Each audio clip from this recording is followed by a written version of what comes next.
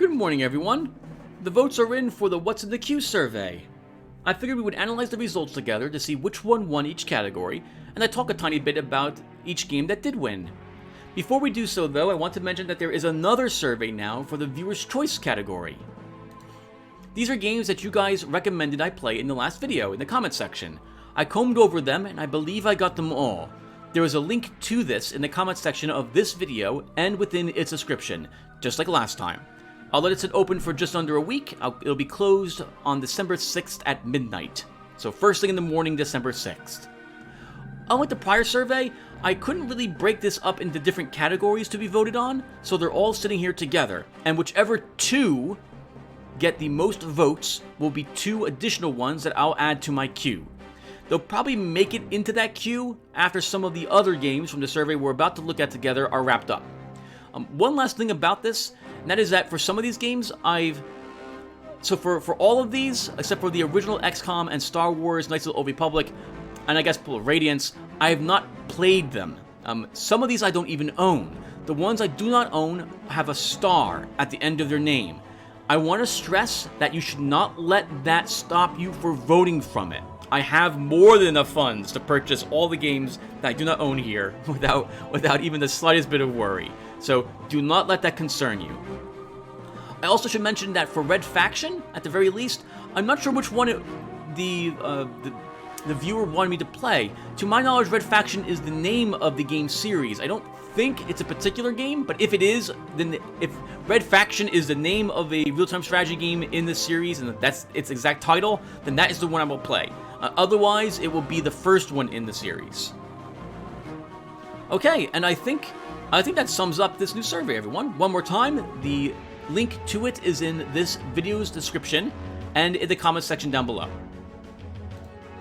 Alright, so with that covered, let's go ahead and analyze the results for this survey that is now done. Let's see what you guys want me to play. Before I hit analyze results, though, I should mention one thing, and that is that this was obviously a popular vote, and that unfortunately not every game can win. Right? That's the way it works for voting, for elections, for everything else of that sort. So if none of the games you voted for won, I am sorry. Hopefully that won't make you too sad. All these games were, I feel, really good games, at least all the ones I have played, which is most of these, and hope you guys will enjoy me playing through them anyway. It was a really tough choice for me to decide which of these games to play, which is why I put together this survey, because I'm like, I don't know which one of these I should play. Let me see which ones you viewers will want to watch first before I begin recording them at random. And so thank you again, everyone, for taking part in this survey. Alright, let's get started. So first off, I want a quick shout out to 82 people who voted. This is like 3 times as many people who voted in this type of survey I put together than has in the past. I put together a survey like this was that like 3 years ago? 2 years ago or so? And wow, holy crap, thank you all very much. I'm really glad to have so many responses. Let's go ahead and see what you guys voted for. So for Shooting People First, Hard Reset won, coming in at 27 votes the most, winning by a slim margin over Return to Castle Wolfenstein, which came in second at 25 votes for it. Hedon came in third with 9, and Sin Gold came in last with 7. For Hard Reset, you should know that I played this for like 5 minutes, and it was like about a year ago, and that was about it. I know nothing about it other than it's in a futuristic setting, we get futuristic weapons, and they can transform into other weapons as well when we unlock the capabilities to do that. That's all I know, so I'm looking forward to playing this blind with you guys. Most of these were blind as well. Okay, let's try not to babble to him. Stick with the script. This is like your 100th time doing this. You recorded this for an hour so far. For Tactics, Fell Seal Arbiter's Mark won, standing above the rest with 26 votes. XCOM Enemy Unknown came in next with 18, Final Fantasy Tactics came in third with 12, and Darkest Dungeon with the LUM mod came in last with 8 votes. So I've never played Fell Seal Arbiter's Mark. I did watch a few reviews on it before I had purchased it, and it looked indeed like a very nice homage to Final Fantasy Tactics and Ogre Battle 64. There's going to be some differences, obviously, in it. I've never played it, and so it'll be great to lose missions with you guys over and over and over again. A heads up, maybe I shouldn't say this, but I will. For Final Fantasy Tactics, it turns out that my emulator for the PlayStation and the ROM I had for this were both lost when around this time last year, my hard disk died on my computer. I completely forgot to take these off of it. So I lost more than just the Final Fantasy Tactics ROM. I lost quite a few of the ROMs I had for my PlayStation. That's a shame, because I can't get them anymore easily whatsoever. Many of the sites I used to go to no longer exist. So, that's very sad. That's very sad. But anyway, so, yes, Felseal Arbiter's Mark is the winner. We will play that together. For our long-expected party, Tides of Numenara was the winner, coming in with 22 votes. Vampire Masquerade Bloodline was next with 18. Third was Mutant Year Zero, Road to Eden with 15, and Betrayal at Krondor came in last with 9. So, for Tides of Numenara, this is the spiritual successor to Planescape Torment. I've played this game a little bit, maybe 2 hours tops, and I thought the world setting was really unique. It's like this futuristic setting, but magic exists in it as well, or like there's technology which effectively is magic. I know nothing about the Numenara setting whatsoever, and so I really enjoyed soaking up the atmosphere of this game.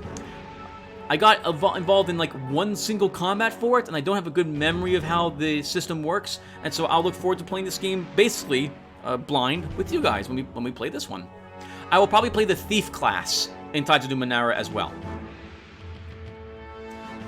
For strategy for real, Sacrifice won this one with 24 votes. Dungeon Keeper 2 came in next with 17. Ground Control came in third with 15, and Ogre Battle 64 came in last with 14. These were all old real-time strategies, like I think they're all at least 10 years old. So I was really curious as to which one of these was going to be the winner. Sacrifice was my, I don't know if a favorite's the correct word to say, although I wrote that down here. Sacrifice is my highest ranking real-time strategy game out of all the real-time RTSs I've ever played. But I love all of these games. So yes, we'll play Sacrifice together. A heads up that for this game, it's going to offer us choices as to which god we want to work for at the start of each mission selection. And so this will probably be done in a similar fashion to the Crypt Arc Let's Play, in that you guys will vote for which god I work for. For no one saw this coming, Thief the Dark mod was a slam dunk winner for here for this one. I suspected this was going to be a little unfair to the other choices I put into this category. Because Thief is such a popular game. It's the Thief series is my third favorite game. Like all of them tie for third. This is how wonderful they are. Now a heads up that I fired up Thief the Dark mod, and I was both right and wrong about this. The Dark mod consists of only a tutorial and 2 missions. It is indeed mostly a game engine. So if I was to only play Thief the Dark mod, there would be like 3 videos in that playlist, and then that would be it. And so I'm thinking we may play Thief 2 as well as this Dark mod, and we'll play that one again. It's been a few years since I played through it, and or we can do some fan missions for the Thief Dark mod. It's got quite a few of them available for download that will work with it, and it's been a long time since I played fan missions, so we might give that a try. On that note, by the way, when I put together the intro video for Thief the Dark mod, if you guys can I'll ask for recommendations for fan missions for me to play. For On the Grid, this one was nail-bitingly close. Vaporum won with 18 votes. Starcrawlers came in second with 17. Operencia, I can't pronounce this. Operencia, the Stolen Sun, came in third with 16, and the Eye of the Beholder series came in last with 12. I was very curious, again, to see which one would win here, and it was very, very close. So, for Vaporum, I've heard that Lockdown is very similar to the original, which means it will be very tough and unforgiving and feature instant death traps and puzzles. I wouldn't have it any other way. I absolutely loved the original Vaporum. I beat the game like 10 times with all sorts of different characters. And now for something completely different. Duskers and Alder's Blood were flip-flopping between who was going to win, and right here at the very end, it looks like Duskers won.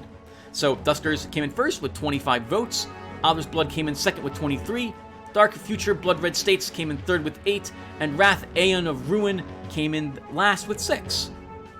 I think a viewer or three recommended Duskers to me some time ago as well, and I've watched some Let's Plays of this game a year or three back. So this is not going to be blind, since I'm familiar with the idea of what's going on. You have different cameras that you can place, you work different unmanned aerial drones as you explore different ships.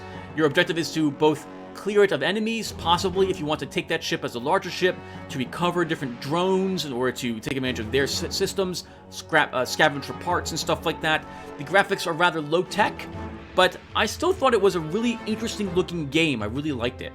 And so, yeah, so we'll go ahead and play this one. It's a bit of a roguelike as well, so if we can't beat this game in like 4 or 5 attempts, we'll toss in the towel. Hopefully that we'll get like 60 or so videos for Duskers in. Alright everyone, and that does it. Also, thank you again for everyone who has voted for these. I noticed that for quite a few of the categories, people didn't seem that interested in voting for them. I guess what this was is that you were unfamiliar with what these games were, and felt like, well, I don't really know what these games are like, so I think it would be unfair for me to vote for them in that case. The one that got the most votes, like the people who didn't skip them at all, was No One Saw This Coming. It looks like everyone who skipped all these other categories voted for Thief the Dark mod. So we will go ahead and we're looking forward to... Hey everyone, awkward cut, accidentally scrolled a little too far up, and some of my personal information was up there. Let's not show that. So thank you guys again for watching this, and I look forward to seeing you viewers when I play these games. Thank you again everyone, and I'll see you in them. Take care, and thanks for watching.